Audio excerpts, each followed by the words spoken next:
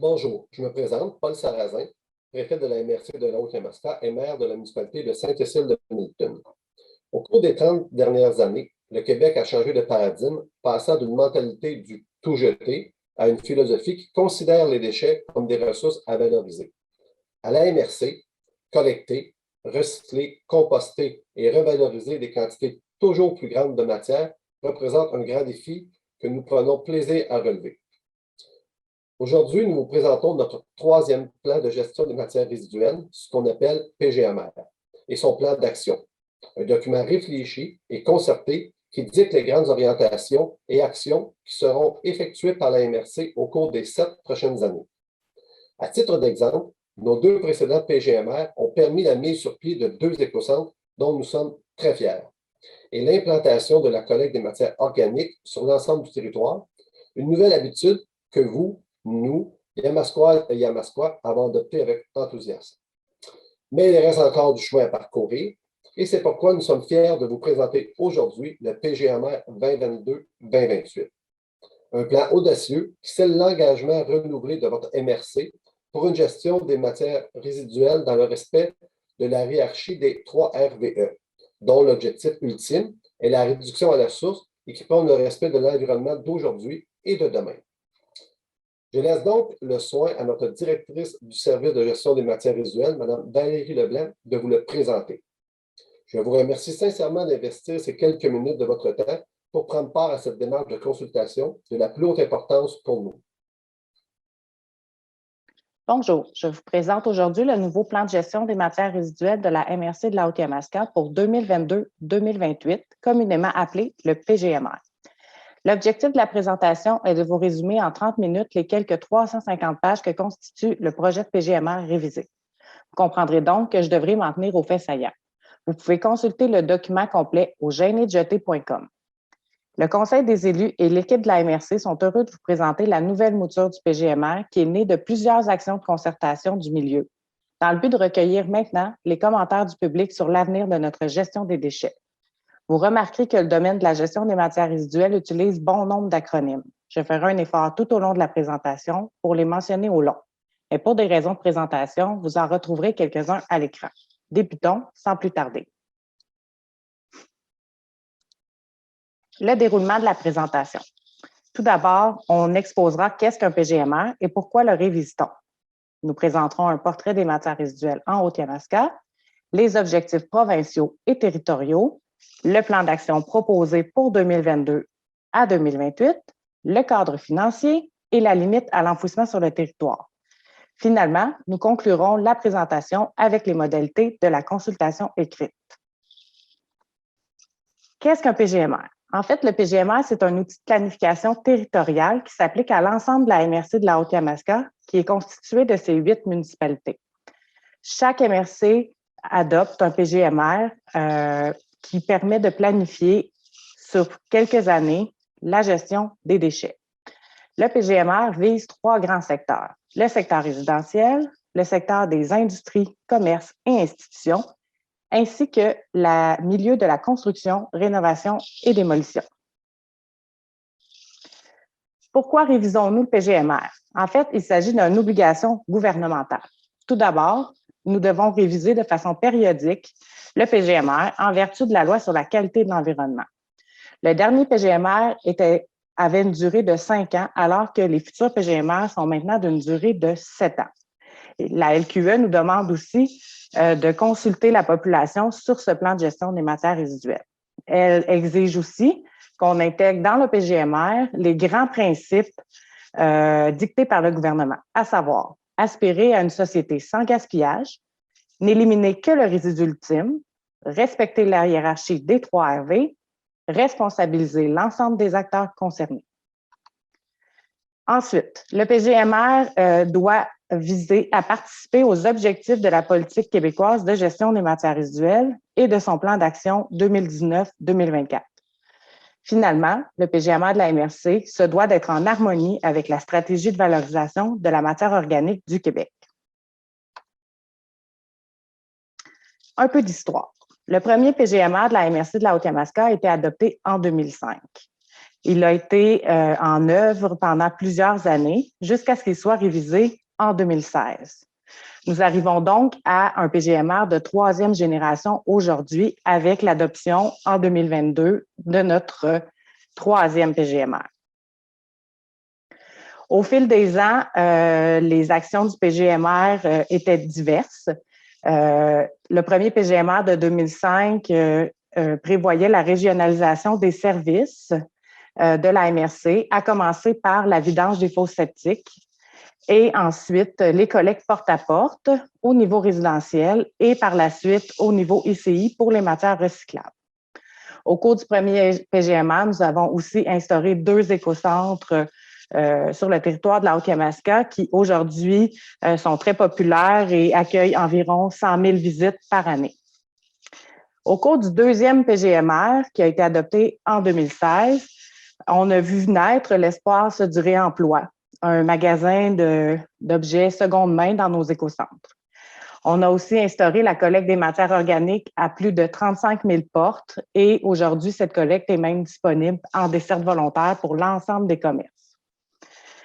Finalement, l'année dernière, la Haute-Yamaska a lancé Synergie Haute-Yamaska, un projet de symbiose industrielle afin de trouver des débouchés pour les résidus industriels. Donc, l'ancien PGMR de 2016 à 2020 contenait 55 actions. 38 ont été réalisées, 3 actions ont été réalisées en partie, 3 actions sont en cours de réalisation et 11 actions ont été réalisées. Somme toute, notre bilan est très positif quant aux actions mises en place dans le dernier PGMR. Voici d'autres réalisations, outre ceux mentionnés plus tôt, qui ont été faites dans le cadre du dernier PGMR. La limite de volume maximal des ordures à un bac roulant par unité d'occupation. Nous avons aussi réduit la fréquence de collecte des ordures à 26 collectes par an. Nous avons lancé le site gênédejeter.com, un site web où est regroupé l'ensemble des informations en gestion des matières résiduelles pour informer les citoyens et les aider à mieux gérer leurs déchets. On fait de la sensibilisation constante auprès de la population. On a installé bon nombre de contenants de récupération dans les aires publiques, donc les parcs, les immeubles municipaux, etc. Et nous valorisons l'ensemble des boues municipales. Afin de mettre en place un plan d'action qui est bien adapté à notre territoire, il est important de faire tout d'abord un portrait des matières résiduelles qui sont générées en Haute-Yamaska. Tout d'abord, parlons du total des matières générées par secteur. Donc, le graphique qui est à l'écran vous démontre que 23 % des déchets qui sont générés proviennent du milieu résidentiel, 34 % provient des industries, commerces et institutions, communément appelées les ICI, et 43 % sont générés par le milieu de la construction. Lorsqu'on regarde le total des matières éliminées par secteur, donc lorsqu'on parle des matières générées, on parle de l'ensemble des matières qui ont été générées par les différents milieux, donc autant les matières éliminées que les matières récupérées. Alors que dans le deuxième graphique, on parle du total des matières éliminées par secteur, donc les matières qui se sont retrouvées généralement à l'enfouissement. On voit que le graphique est légèrement différent. On voit qu'au niveau résidentiel, c'est 25 % des ordures qui proviennent du milieu résidentiel, 43 % au niveau des ICI et 30 % au niveau du milieu de la construction. On voit bien par ce graphique qu'au niveau industrie, commerce et institutions, on doit redoubler d'efforts pour détourner les matières de l'enfouissement. Le taux global de récupération en Haute-Yamaska augmente d'année en année. Le graphique suivant démontre qu'en 2005, nous étions au tout début des programmes de récupération et que seulement 17 % des matières qui étaient générées avaient une seconde vie. En 2013, on a fait un bond important, alors que pour tous les secteurs confondus, 58 % des déchets à ce moment-là étaient mis en valeur. Maintenant, en 2020, les données démontrent que nous sommes rendus à un taux de récupération de 70 %. Donc, 70 % des déchets sont évités de l'enfouissement. Bien sûr, dans ces chiffres, nous avons l'ensemble des secteurs donnés. Nous avons aussi les baux municipales. On remarque aussi qu'entre 2013 et 2020, le bon important est attribuable majoritairement à la nouvelle collecte des matières organiques qui a été implantée sur le territoire. On remarque aussi que depuis quelques années, les matières qui sont apportées à l'écocentre sont de plus en plus grandes, ce qui amène un taux de détournement plus grand. Quantité de matière générée maintenant.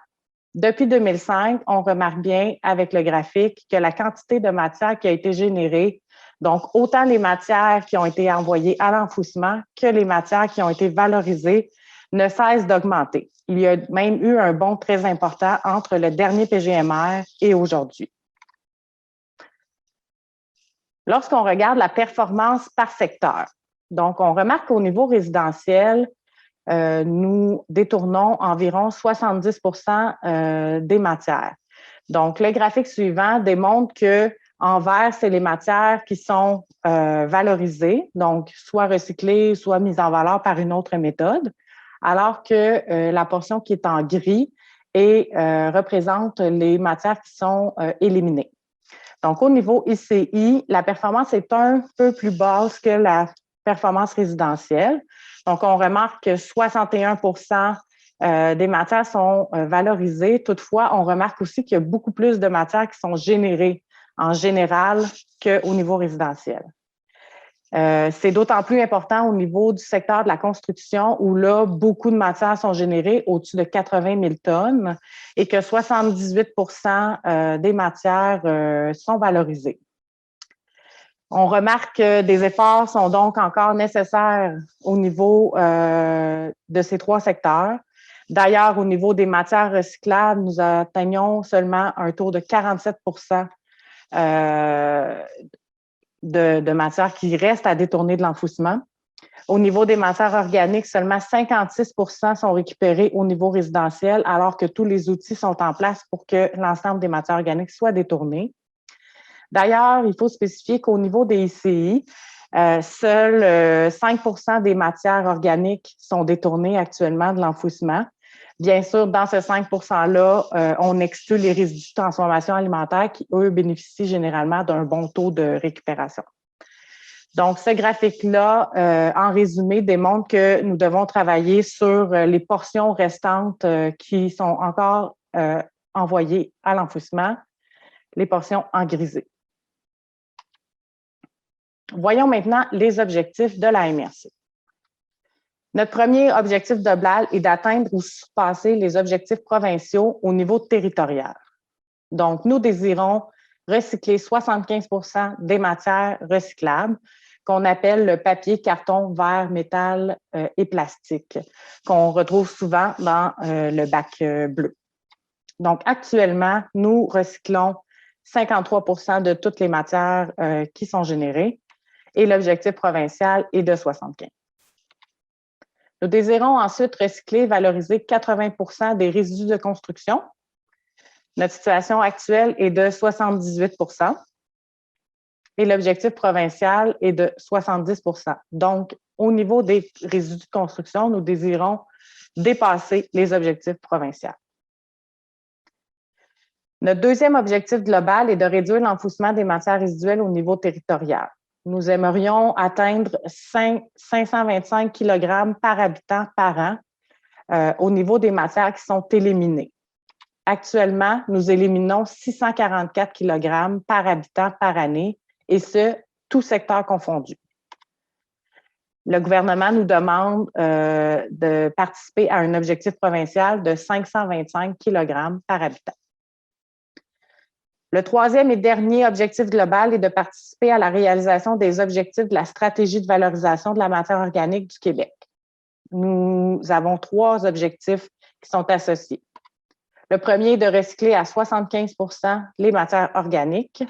Nous avons actuellement un taux de valorisation de 70 et le gouvernement nous demande de minimalement atteindre 60 Donc, ici encore, nous tendons à dépasser l'objectif provincial. Nous désirons aussi instaurer la gestion des matières organiques pour 100% des unités résidentielles. Je vous rappelle qu'actuellement, la MRC dessert de façon obligatoire l'ensemble des 6 logements et moins. Donc, les immeubles de 7 logements et plus ont accès à la collecte sur une base volontaire, mais n'ont pas reçu d'emblée un bac brun pour participer à la collecte. Donc, actuellement, on atteint un taux de 80%. Et le gouvernement nous demande de desservir l'ensemble des immeubles. La MRC désire aussi s'assurer de la gestion des matières organiques dans 100% des industries, commerces et institutions. Nous atteignons actuellement un taux de 7% puisque la collecte n'a pas été élargie à ce secteur. Et le gouvernement nous demande de desservir l'ensemble des ICI. Donc, pour atteindre les objectifs précités, le PGMR propose 8 orientations. La première est de maintenir et optimiser les services existants. La MRC de la Haute-Yamaska possède déjà plusieurs programmes de récupération en place qui permettent aux citoyens et aux ICI de détourner les matières, que ce soit par des collectes porte-à-porte ou par le service des écocentres, par exemple. Donc, il est impératif de maintenir ces services et de les optimiser aux besoins pour permettre aux citoyens de détourner plus de matière. En deuxième orientation, la MRC désire accompagner, informer et sensibiliser sur la gestion des matières résiduelles et le principe du 3RVE. Le principe du 3RVE est en fait un principe hiérarchique qui vise à favoriser dans cet ordre la réduction à la source, le réemploi, le recyclage, la valorisation, enfin, pour éviter l'élimination des matières. La sensibilisation des citoyens est la clé pour la participation au programme en place. Encourager les gestes de réduction à la source, le réemploi et les achats éco-responsables. Ça va dans la même lignée que la hiérarchie des 3RV, donc tenter le plus possible de réduire à la source les matières. On dit souvent que le déchet qui n'est pas généré est celui qui est le plus facile à gérer. S'assurer de la gestion des matières organiques pour tous les secteurs et de la qualité de la matière. Donc, on désire que tout le monde ait la possibilité de trier et valoriser ces matières organiques, peu importe l'endroit où ils se trouvent, que ce soit à la maison ou au travail. Et on veut s'assurer aussi de la qualité de la matière qui est mise dans le bac brun pour s'assurer que le compost qui est produit en fin de parcours soit aussi de bonne qualité et qu'il trouve preneur. Augmenter la qualité et la performance de récupération des matières recyclables. On a vu plus tôt que malgré que ça fait plus de 20 ans que la collecte des matières recyclables est en place sur le territoire de la Haute-Yamaska, on a encore du chemin à faire. Il y a encore des matières recyclables qui se retrouvent aux ordures. Donc, il faut augmenter la quantité de matières qui sont recyclées et aussi la qualité de ce qu'on retrouve dans nos bacs bleus. Améliorer la valorisation et le réemploi des résidus de construction et des encombrants. On a vu aussi que le milieu de la construction est un grand générateur de matières résiduelles. Donc, il y a plusieurs actions qui visent à augmenter la performance au niveau de ce secteur et aussi pour augmenter la mise en valeur des encombrants. Favoriser l'économie circulaire sur le territoire.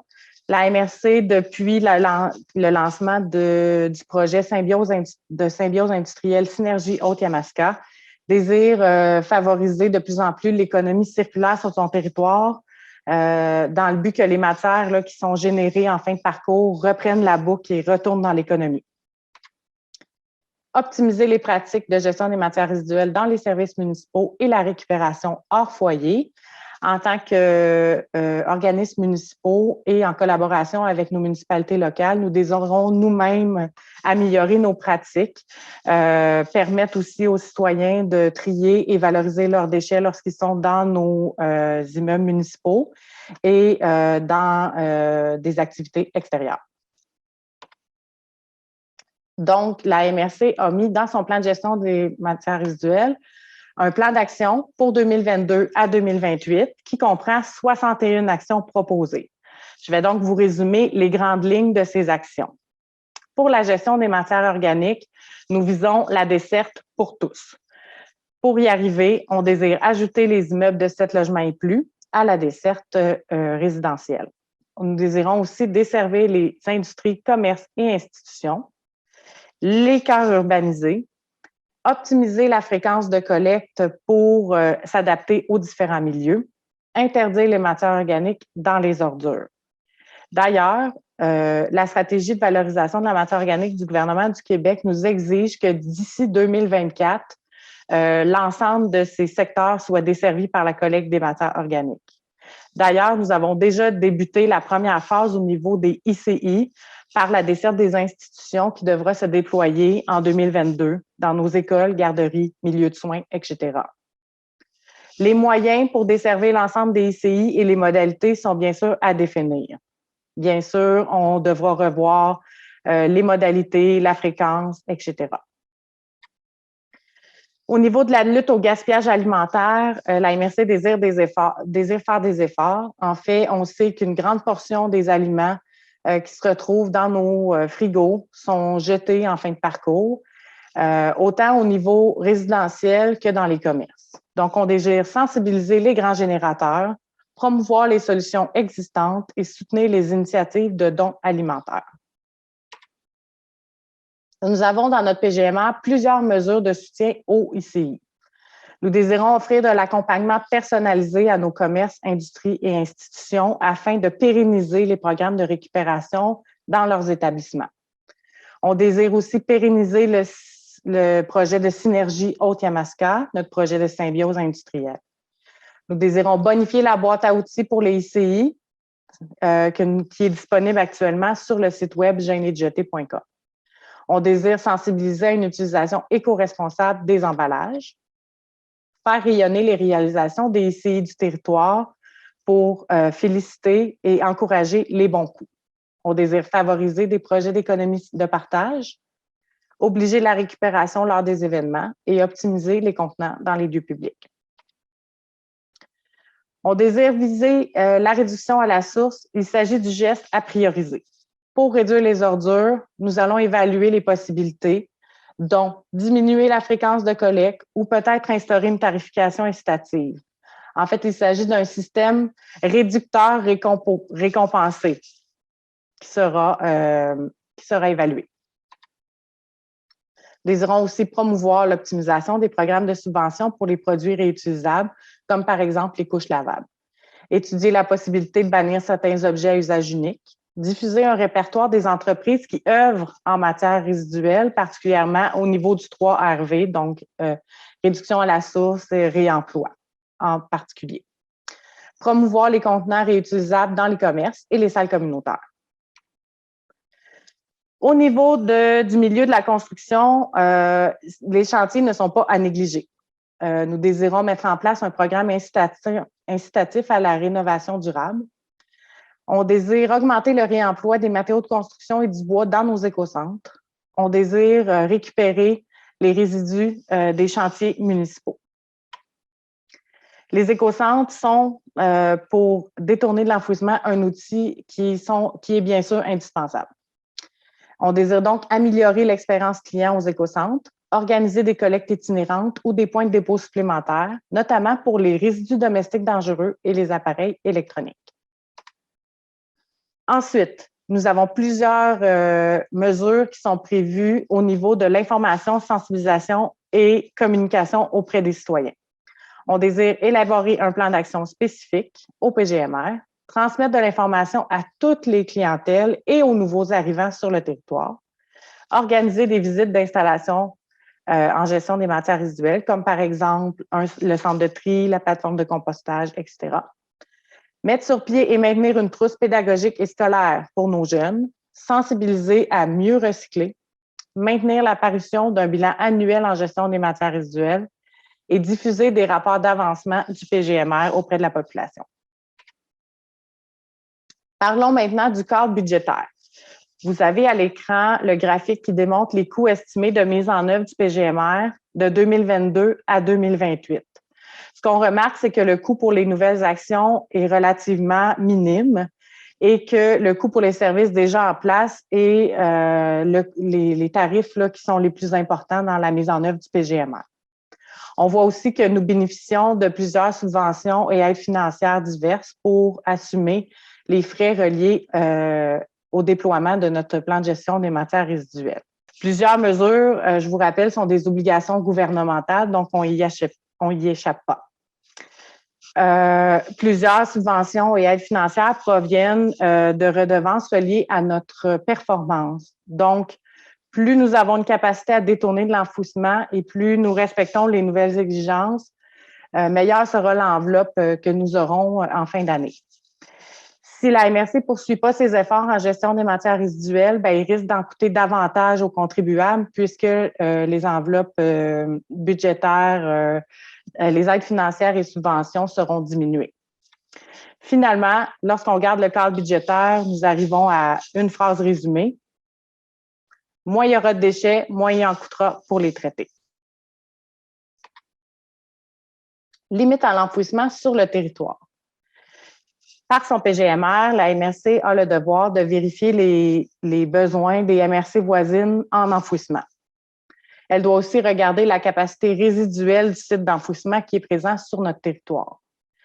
Suite à cette analyse, la MRC désire maintenir son droit de regard et limiter l'enfouissement à 150 000 tonnes par année sur son territoire, ce qui est la limite qui est actuellement établie.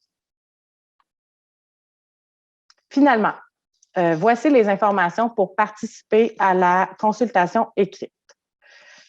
Vous avez deux façons d'envoyer commentaires et mémoires. La date limite est le lundi 28 février 2022, soit par la poste au 76 rue Dufferin à Granby, J2G 9L4, ou par courriel au pgmr@haute-yamaska.ca. Vous avez aussi mes coordonnées sur la diapositive si vous avez toute autre question en lien avec la gestion des matières résiduelles en Haute-Yamaska. Je vous remercie et je vous souhaite une très belle journée.